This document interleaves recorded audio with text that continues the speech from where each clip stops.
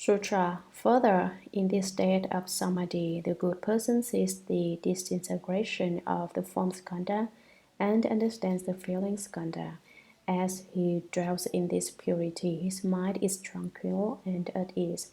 Suddenly, a feeling of boundless joy wells up in him. There is such bliss in his mind that he cannot contain it. Commentary. Further, in this state of samadhi, the good person sees the disintegration of the form skandha and understands the feeling skandha. As he dwells in this purity of samadhi, his mind is tranquil and at ease. His mind is exceptionally calm and settled without any scattered thoughts. Right at that point, the feeling skandha produces another effect in him. Suddenly, a feeling of boundless joy wells up in him. He feels a happiness that knows no bounds. There is such extreme bliss in his mind that its extent cannot be known and he cannot contain it.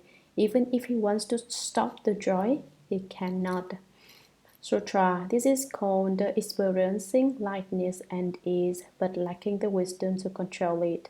If he understands, then there is no error. This experience does not indicate sagehood. Commentary. This is called experiencing lightness and ease, but lacking the wisdom to control it. He does not have the wisdom to control his own happiness. If he understands, then there is no error. If you realize what it is, then there is no problem. This experience does not indicate sagehood. This does not mean that you have become a sage.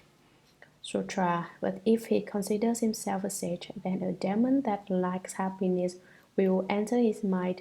As soon as he sees someone, he will laugh. He will sing and dance in the streets. He will say that he has already attained unobstructed liberation. Lacking proper samadhi, he will certainly fall. Commentary. But if he considers himself a sage, if you say, "Oh, now I've entered the ground of happiness, I'm a bodhisattva of the ground of happiness," then a demon that likes happiness will enter his mind. As soon as he sees someone, he will laugh uproariously. He will sing and dance in the streets. Like a hippie, he gets totally carried away, waving his arms and stamping his feet, singing and dancing, making all kinds of music. He will say that he has already attained unobstructed liberation. Lacking proper samadhi, he will certainly fall. He loses his proper concentration, his proper knowledge and views, and his powers of reasoning, and eventually he will fall into the house. Sutra. Further, in this state of samadhi, the good person sees the disintegration of the form skandha and understands the feeling skandha. He says he is already satisfied. Suddenly, a feeling of unreasonable, intense self-satisfaction may arise in him. It may include pride, outrageous pride, haughty pride, overweening pride, and pride based on inferiority, all of which occur at once. In his mind, he even looks down on the Tathagatas of the 10 directions, how much the more so on the lesser positions of sound hearers and those enlightened by conditions. Commentary. Further, in this state of samadhi, the good person sees the disintegration of the form skandha and understands the feeling skandha. He says he is already satisfied. He feels he already has enough of everything. He's already realized the fruition, become enlightened, and become a Buddha. Suddenly, a feeling of unreasonable, intense self-satisfaction may arise in him. Self-satisfaction is a form of haughtiness. He respects no one. He looks down on everyone and thinks no one is as good as he is. It may include pride, arrogance, outrageous pride, which is extreme arrogance. Haughty pride, there's no greater arrogance than this. Overweening pride, pride added to pride, and pride based on inferiority, feeling that everyone is inferior to him and looking down on everyone. These are different kinds of pride. all of which occur at once. In his mind, he even looks down on the Tathagatas of the 10 directions. To what extent does his pride go? Not only is he arrogant toward people, he is arrogant toward the Buddhas. So he regards even the Tathagatas of the 10 directions with contempt, feeling that they are not as good as he is. How serious would you say this pride is? It's really difficult to deal with. How much the more so on the lesser positions of self-hearers and those enlightened by conditions. He looks down on them even more. His attitude is, "You're nothing but an arhata of the small vehicle. What's so special about you?" He thinks he's higher than the Buddha, but he hasn't come up with another name yet. Sutra. This is called viewing oneself as a supreme but lacking the wisdom to save oneself. If he understands, then there is no error. This experience does not indicate sagehood. Commentary. This is called viewing oneself as a supreme. It is an occasional state that occurs in the feeling skandha, but it involves lacking the wisdom to save oneself. The person doesn't have the wisdom to save himself. If he understands that, then there is no error. If he understands that this is an error, then the demon will not have its way with him, as it is said. If you understand, then you won't be confused. But when you are confused, you lack understanding. If you understand, it is like taking a sword of wisdom and hacking through the confusion. This experience does not indicate sagehood. It does not mean you have realized sagehood. Sutra. But if he considers himself a sage, then a demon of intense arrogance will enter his mind. He will not bow to stupas or in temples. He will destroy sutras and images. He will say to the Dhanapatis, "These are gold, bronze, clay, or wood. The sutras are just leaves or cloth. The flesh body is what is real and eternal, but you don't revere it. Instead, you venerate clay and wood. That is totally absurd. Those who have deep faith in him will follow him to destroy the images or bury them. He will mislead living beings so that they fall into the relentless house. Lacking proper samadhi, he will certainly fall." Commentary. But if he considers himself a sage, if you say that this is a good state, then a demon of intense arrogance, an extremely haughty demon, will enter his mind and possess him. He will not bow to stupas or in temples. He will not bow to Buddhas or stupas when he sees them, nor will he make obeisance when he goes into temples. He will destroy sutras and images. He will burn sutras and break images of the Buddhas. Destroying sutras and images are offenses that lead to the house. But he will say, "These things are all false." He will say to the Dhanapatis, he has his own disciples and he tells his disciples these things. Dana means giving and pati means to transcend. So in Buddhism, one who makes offerings to the triple jewel is called a Dhanapati. He says to his own Dhanapatis and followers, "These are gold, bronze, clay, or wood. The sutras are just leaves or cloth. Buddha images are made of gold or of bronze, or they may be constructed of clay or wood. Sutras are written out on leaves or on silk or cotton cloth. What's the use of worshipping them? They have no consciousness. The flesh body is what is real and eternal. This flesh body of mine is real, but you don't revere it. You don't revere me. Instead, you venerate clay and wood. You'd rather bow to idols of clay and wood. What's the use of that?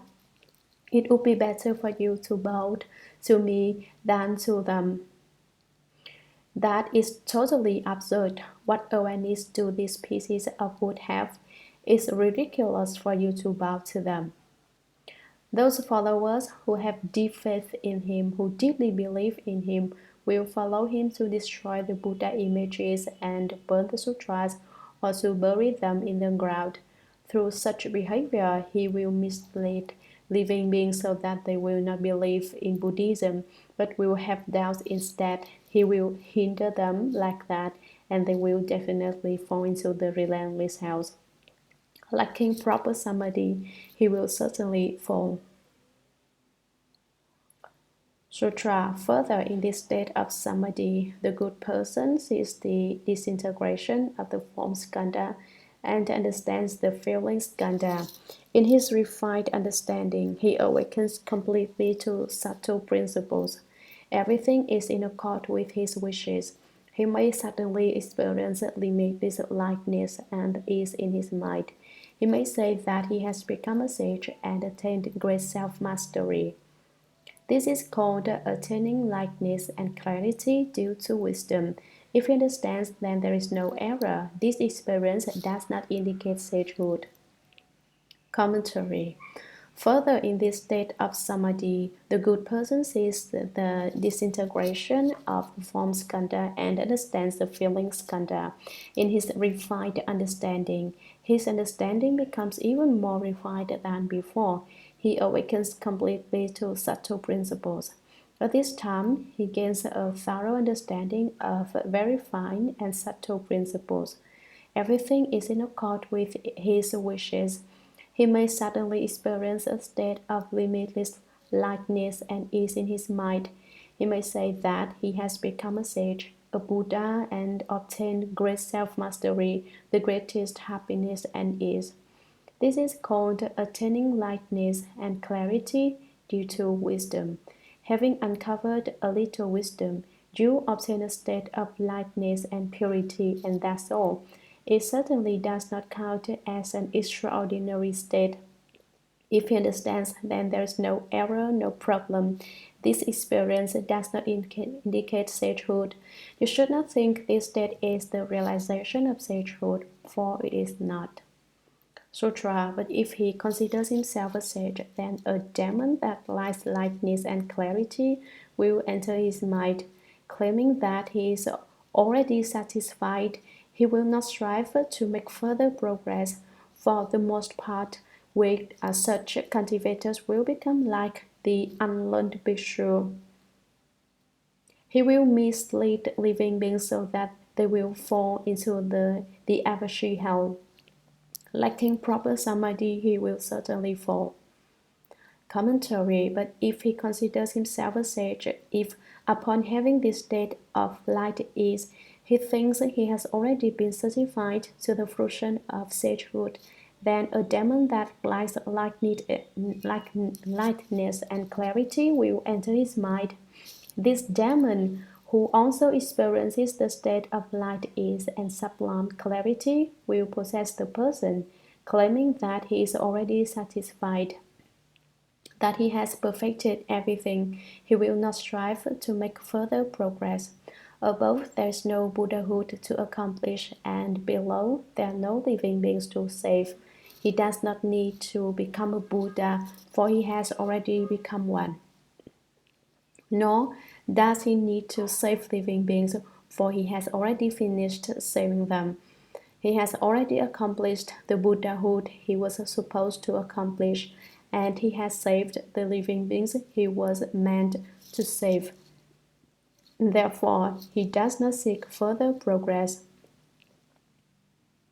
For the most part, such cultivators will become like the unlearned bhikshu mentioned earlier. Lacking wisdom, he thought the fourth dhyana was a fourth fruition of arhatship.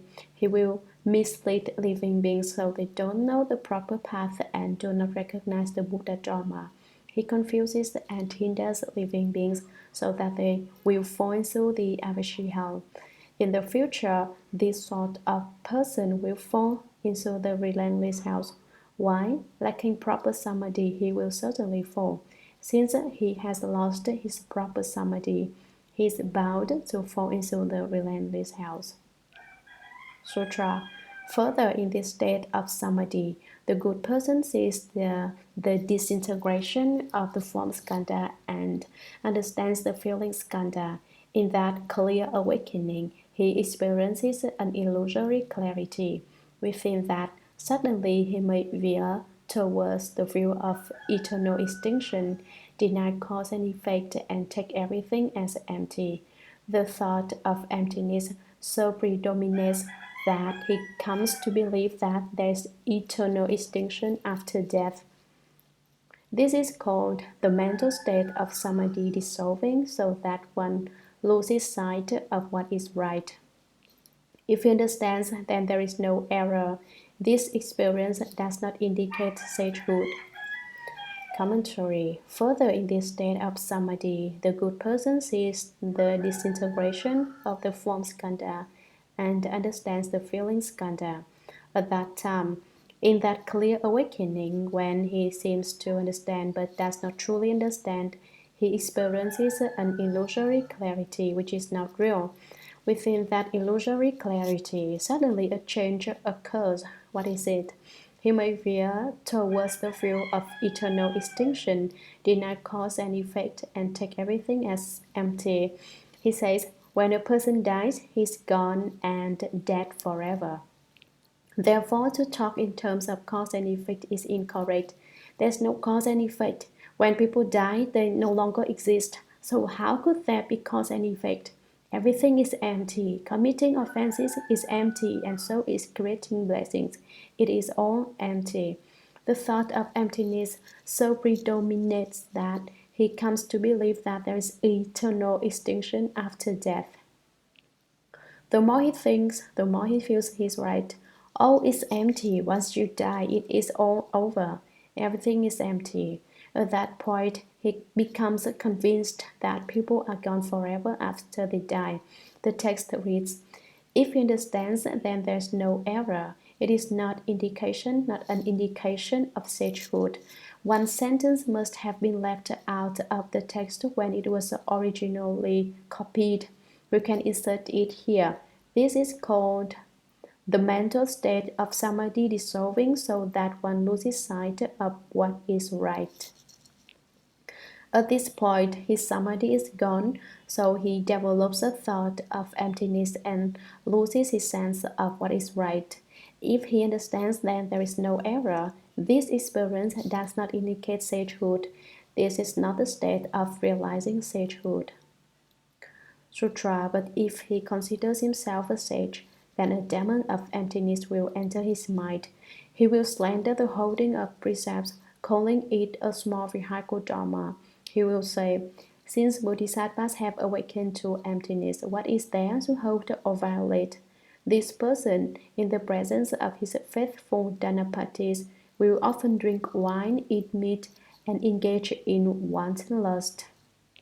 The power of the demon will keep his followers from doubting and denouncing him.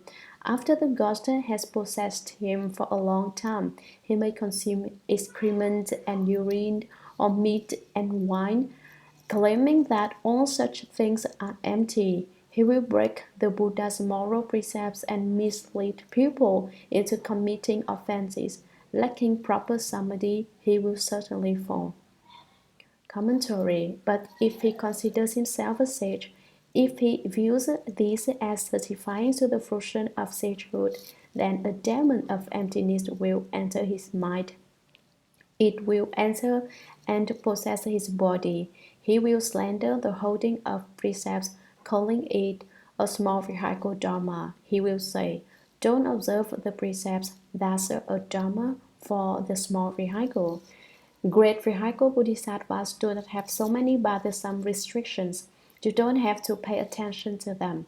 As it is said, the great elephant does not travel along the rabbit's path. The great awakening is not confined by petty details. Once you are greatly enlightened, nothing matters anymore. Everything is empty.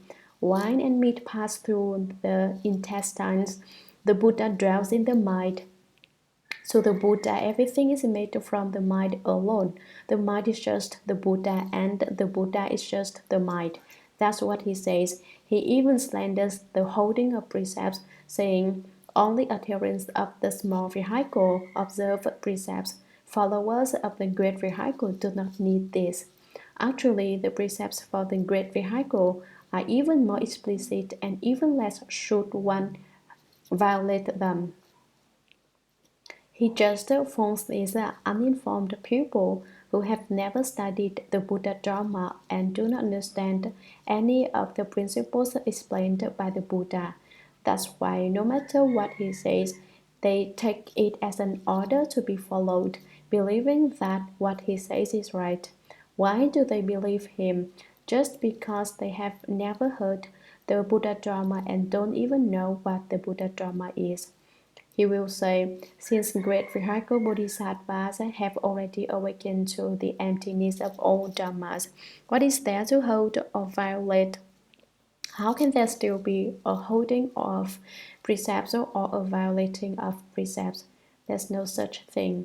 This person who is possessed by the demon in the presence of his faithful Dhanapatis, in the homes of Dharma protectors who believe in him, will often drink wine, eat meat, and engage in wanton lust.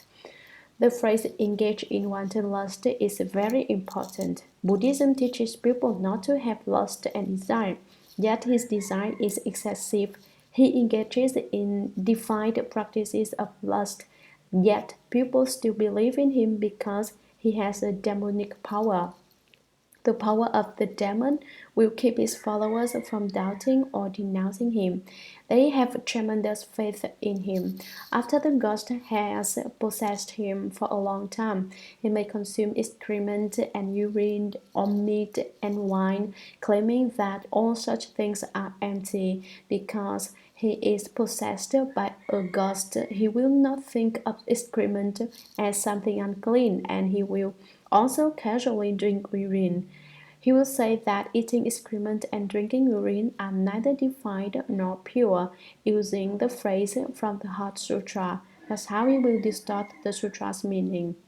This demon will behave in a way which shows that he doesn't care whether something is clean or dirty. He will say that eating meat and drinking wine are empty, and that eating excrement and drinking urine are empty.